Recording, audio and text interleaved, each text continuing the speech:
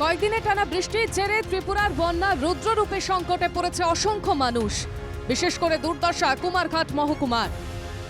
দেও নদীর বাঁধ ভাঙার আশঙ্কায় প্রহর গুনছে মহকুমাবাসী। এই সংকটে প্রশাসনের অসহযোগিতার অভিযোগ একাংশ বানভাসী মানুষের।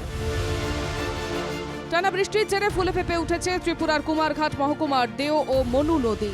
পাহাড়ে তুমুল বৃষ্টির জেরেই নদীর দুই কূল ছাপানো জলে প্লাবিত হয়েছে বহু এলাকা।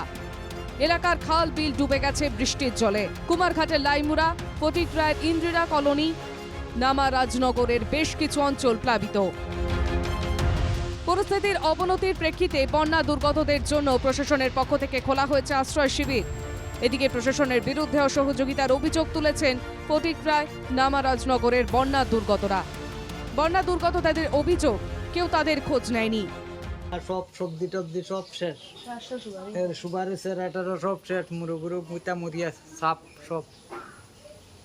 আর তো কালকে পোলাপান টুলান সব আসিল তুই কেন বাজারও এখানতে আবার আইয়া রাতকে আবার জল একটু কমার পরে আইয়া করে ঢুকছে মানুষ তুই কেন তোমার আইয়া মেম্বার সেম্বার এটা তো একজনও আইয়া খবর করলো না বলে এটা যেন বাড়ির মাঝে মানুষ আছে, অত মানুষ আছে, এটা যেন জলের তলে এটা আইয়া তারা খবরও করছে।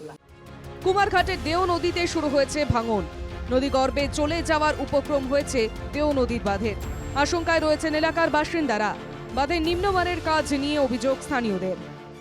জল উঠছে ঘরে বাড়িয়ে, এদিকে বানো ভাঙ্গিয়া নের গিয়া, আগে যে কাজ করছে ইট ডুবাইয়া দিছে, এটা কিচ্ছু রয়েছে না, এটা ছুটিয়া নিছে গিয়া, কাজও বেশি সুবিধা রয়েছে। বন্যার জেরে মহকুমায় ব্যাপক ক্ষয়ক্ষতি হয়েছে কৃষির। এই পরিস্থিতিতে ক্ষতিগ্রস্তদের পাশে সরকার দাঁড়ায় কিনা সেটাই এখন দেখার। কুমারঘাট থেকে জনি ভট্টাচার্যের রিপোর্ট, এনকেটিভি বাংলা।